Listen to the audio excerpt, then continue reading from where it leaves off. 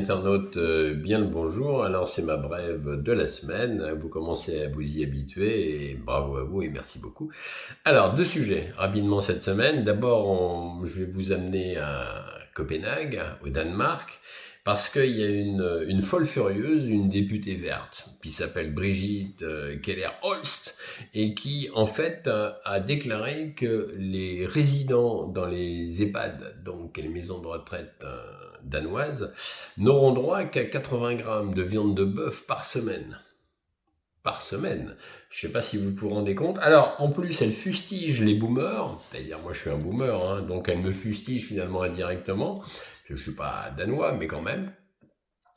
Et en fait, elle dit que le réchauffement climatique, la pollution, les gaz à effet de serre, c'est la faute des boomers. Alors, elle oublie, cette brave dame, quand même, qu'une partie de notre génération, quand même, et c'était l'époque hippie, on voulait un monde sans guerre. Nous, on protestait contre la guerre au Vietnam, on protestait contre les guerres, on voulait un monde sans guerre. Depuis, ma foi, il n'y a pas grand monde qui proteste. Enfin, si, il y a des gens qui protestent contre les guerres, mais il y avait vraiment un mouvement à l'époque. Et là, elle a zappé. Mais en plus, elle veut faire mourir, en fait, les seniors, les ultra seniors.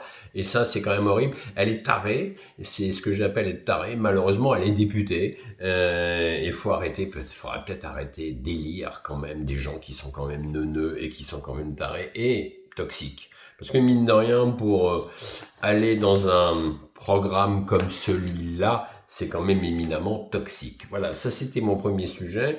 Et le deuxième sujet, alors on part de Copenhague et on arrive aux Émirats Arabes Unis, pardon. Et là, on apprend que une famille royale richissime des Émirats Arabes Unis, ils auraient touché 71 millions d'euros d'aide agricole européenne. Et là, j'ai failli tomber de ma chaise. Je me suis dit, mais alors c'est révélé par 2 médias, le média de Smog et The Guardian quand même, donc on peut pas le mettre en doute quand même.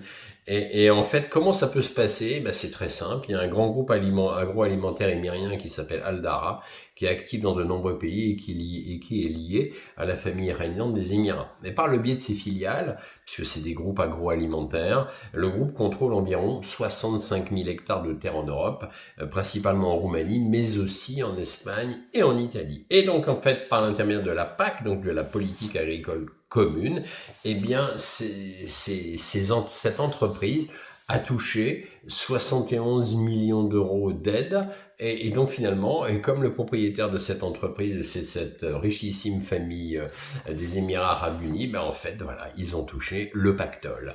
Ils touchent chaque année, hein, un pactole, attention, faut le savoir, mais c'est pas une première. Le prince Albert de Monaco, on le savait, avait touché il y a longtemps, et touche toujours d'ailleurs, puisque c'est un grand propriétaire terrien dans les plaines de la Beauce ou de la Brie, je sais plus, et c'est un grand propriétaire de céréales, donc lui aussi, richissime, il touche des aides de l'Europe via la PAC. Et là, ça devient, on marche sur la tête, parce que là où des petits et des moyens agriculteurs ne touchent quasiment rien, ou peu, les grandes fortunes et les grands propriétaires s'en mettent plein les poches. Mais malheureusement, c'est souvent comme ça. Alors Bruxelles, pour terminer là-dessus, admet un mauvais ciblage, ah bah mon Dieu, il serait temps de l'admettre, et promet des ajustements. Vous y croyez? Moi non, parce que ça fait des années que ça dure, et je vois pas pourquoi tout à coup Bruxelles s'arrêterait de financer les énormes sociétés agroalimentaires. Voilà les amis, c'est tout pour cette semaine, et bah, je vous souhaite une excellente semaine, et je vous dis à la semaine prochaine, merci beaucoup.